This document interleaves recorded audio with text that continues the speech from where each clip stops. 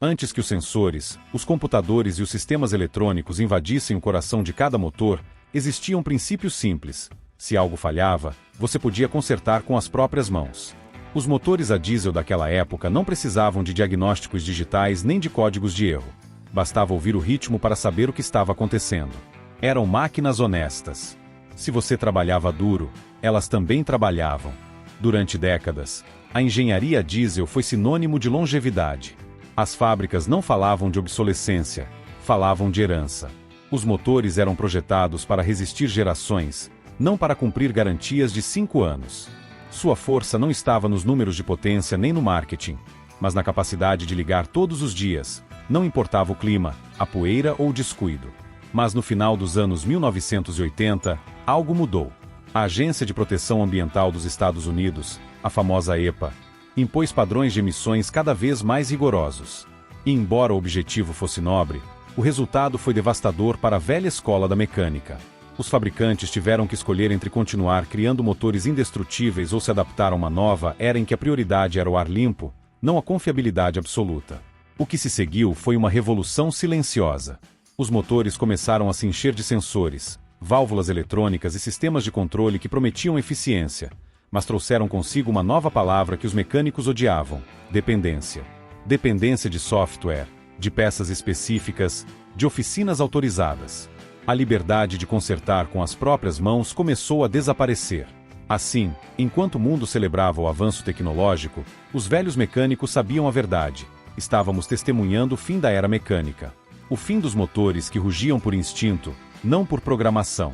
Número 6. Ford 6.0 Power Stroke. O erro que mudou tudo. Quando a Ford decidiu substituir seu lendário motor 7.3 litro Power Stroke, ninguém imaginava o que estava por vir. A empresa queria atender às novas normas de emissões da EPA de 2003. O objetivo era simples: menos poluição, mais eficiência. Mas o resultado foi uma catástrofe mecânica que ainda hoje assombra os donos de caminhonetes a diesel. O novo motor se chamava 6.0 litro Power Stroke, fabricado pela International Harvester sob o nome VT365. No papel, parecia uma maravilha: mais potência, tecnologia moderna e a promessa de cumprir as novas regulamentações sem sacrificar a confiabilidade. Na prática, foi um desastre. A chave de sua inovação era um sistema chamado EGR, recirculação de gases de escape. A ideia soava elegante: reutilizar parte dos gases do escapamento para reduzir os óxidos de nitrogênio. O problema era que esses gases estavam cheios de fuligem, umidade e resíduos. E isso foi como deixar entrar poeira no coração de uma máquina feita para respirar ar limpo. Os resfriadores de EGR começaram a estourar. O líquido de arrefecimento vazava para dentro dos cilindros, provocando falhas catastróficas. As juntas do cabeçote cediam, os turbocompressores se contaminavam, e os motores que deveriam durar 500 mil de milhas mal chegavam a 100 mil antes de quebrar. A situação ficou tão grave que surgiu uma indústria paralela dedicada a blindar esses motores, eliminar componentes problemáticos de emissões, substituir peças e modificar o software. Muitos descobriram que, ao fazer isso, o 6.0 voltava a ser confiável, mas violava as leis federais de emissões. Uma ironia cruel: para torná-lo confiável, era preciso torná-lo ilegal. A Ford e a International travaram uma guerra legal e midiática. Processos, recalls em massa, boletins de serviço e milhares de donos furiosos vendo suas caminhonetes se transformarem em ruínas sobre rodas. O 6.0 Power Stroke foi tão problemático que seu legado ainda pesa sobre a marca. E embora a Ford tenha finalmente se recuperado com novos motores, o dano já estava feito. O 6.0 provou que boas intenções podem destruir gigantes quando se ignora uma regra básica: não se pode forçar uma máquina feita para durar a respirar seus próprios resíduos. Número 5. Perkins 6354, o cavaleiro britânico indestrutível. Numa época em que a confiabilidade se media em décadas, o Perkins 6354 tornou-se um símbolo de perfeição mecânica. Esse motor de 6 cilindros, nascido no final dos anos 50 na Inglaterra, não era o mais potente nem o mais moderno.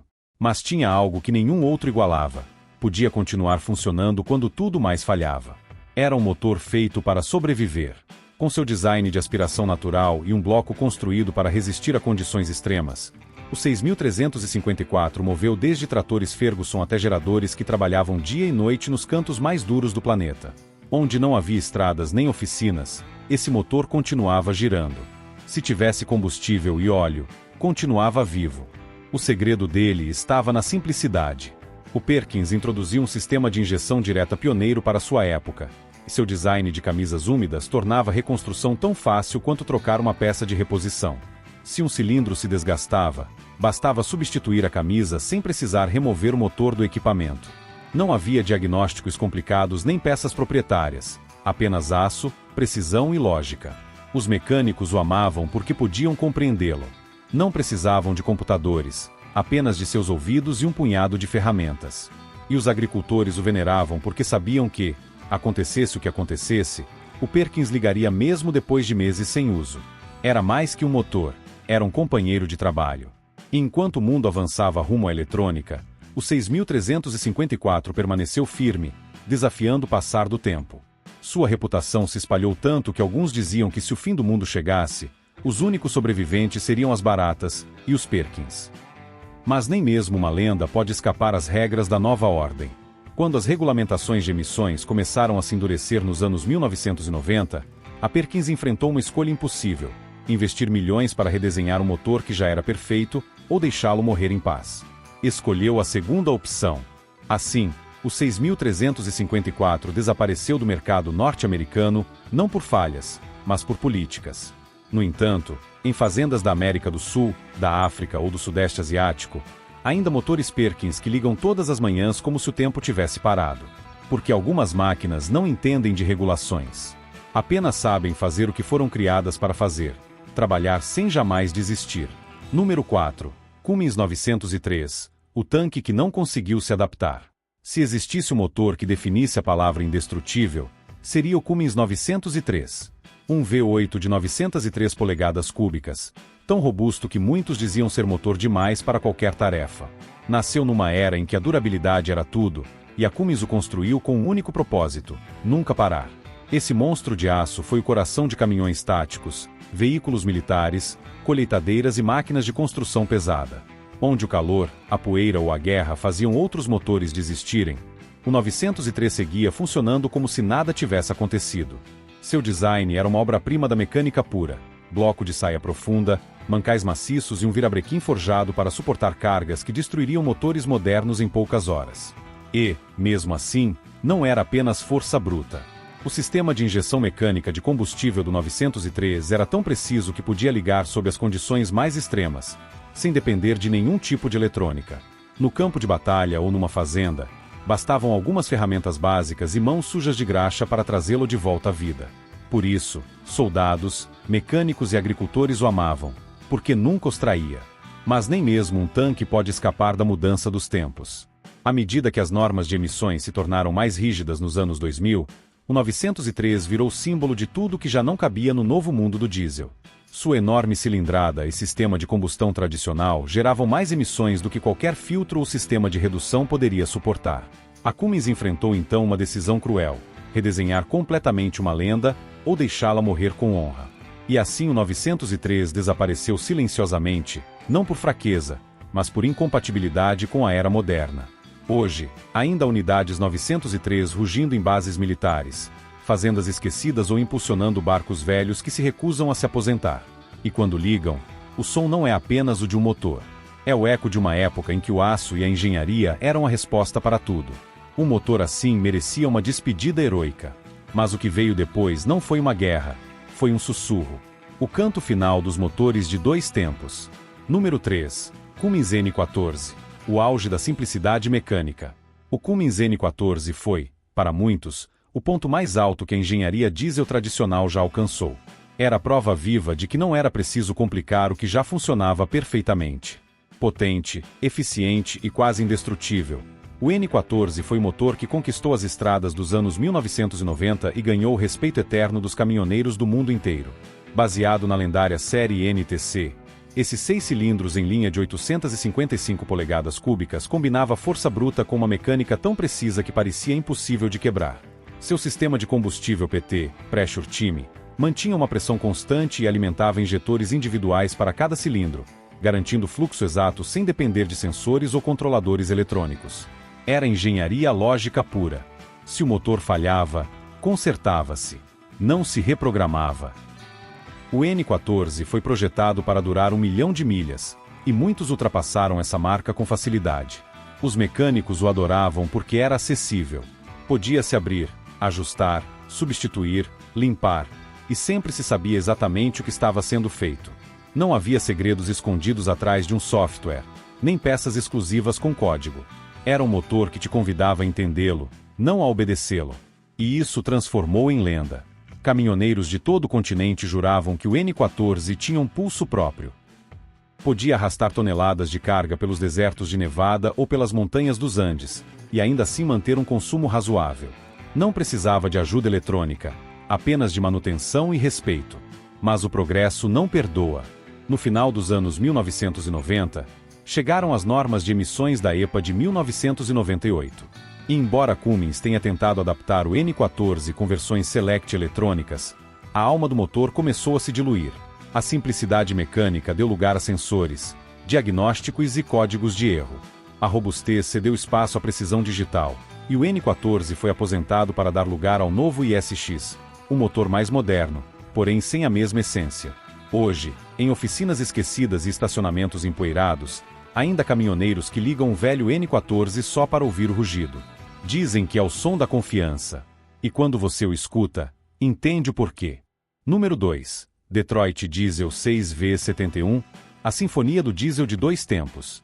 Se alguma vez você ouviu o rugido de um velho caminhão americano, aquele som agudo, constante, quase musical, provavelmente era um Detroit Diesel 6V71 fazendo seu trabalho.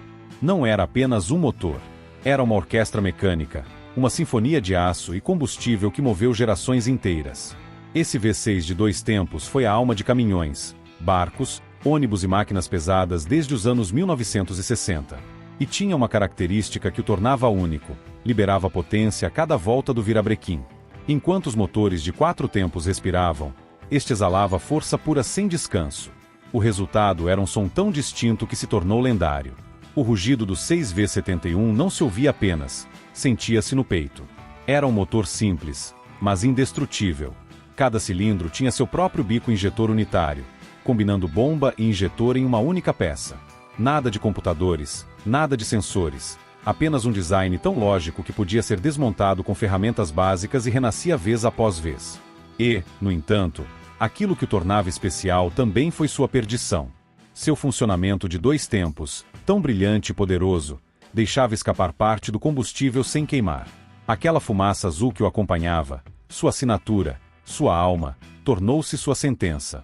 Quando a EPA apertou as normas de emissões, o 6V71 foi declarado culpado de poluição visível. Não por falhar, mas por ser honesto demais.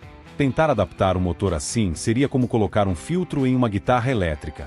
Era possível, mas mataria sua essência. E assim, a Detroit Diesel silenciou um dos rugidos mais icônicos do século XX. Hoje, os que ainda operam o descrevem com respeito quase religioso. Dizem que nenhum motor moderno iguala sua resposta, seu som ou sua alma. Porque o 6V71 não era apenas uma máquina, era uma declaração. E embora sua fumaça tenha desaparecido das estradas, seu eco ainda vive. Cada vez que um motor moderno liga em silêncio, há quem lembre daquela sinfonia do passado e pense: assim soava a força, quando ainda tinha alma. Número 1. Caterpillar C15 Acert, o experimento que queimou a própria lenda. Quando o resto dos fabricantes decidiu se render aos sistemas de pós-tratamento e filtros, a Caterpillar se recusou. Sua reputação fora construída sobre motores que poderiam sobreviver ao fim do mundo, e a empresa não estava disposta a admitir que as regulações haviam vencido. Assim nasceu o C15 Acert, uma aposta ousada para domar o fogo sem apagá-lo. Acert significava Advanced Combustion Emissions Reduction Technology, e prometia o impossível: cumprir as normas de emissões sem usar sistemas externos de escape. Em vez de depender de produtos químicos ou filtros, o C15 tentaria controlar a combustão em si. Seu cérebro eletrônico gerenciava até 7 injeções de combustível por ciclo, ajustando tempo, pressão e temperatura com precisão cirúrgica. No papel, era uma obra de arte. Na realidade, foi um pesadelo. Implementar esses novos sistemas significava redesenhar tudo do zero, e a Caterpillar tomou uma decisão histórica: abandonar completamente o mercado de motores rodoviários. Foi o fim de uma era. A companhia que dominara o transporte pesado por décadas simplesmente saiu do jogo. E os motoristas sentiram isso como uma traição. Porque o C15 não era um motor ruim, era um motor adiantado demais, na direção errada. Tentou vencer a burocracia com engenhosidade, mas acabou vencido pela própria complexidade. Hoje, muitos caminhoneiros ainda lembram do Acert com uma mistura de amor e raiva. Dizem que era poderoso, mas imprevisível, brilhante, mas frágil. Um motor que provou que nem toda inovação é progresso, e que às vezes até os gigantes precisam saber quando parar de lutar. Epílogo: o preço do progresso. Olhando para trás, não se trata apenas de motores. Trata-se de uma forma de construir, de pensar e de viver. De uma época em que as máquinas não eram projetadas para cumprir regras, mas para durar para sempre. Cada um desses motores, do humilde Perkins ao majestoso 3406, representava algo maior do que potência, representava confiança. Eram máquinas que não te abandonavam, capazes de sobreviver ao tempo, ao descuido e aos erros humanos. E quando algo falhava, você não precisava de um software. Apenas suas mãos, suas ferramentas e seu conhecimento.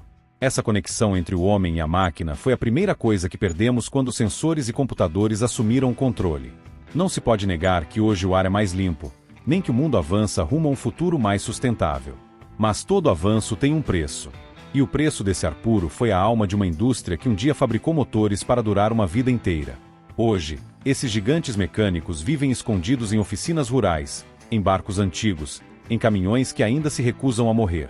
E quando um deles desperta, seu rugido não é apenas ruído.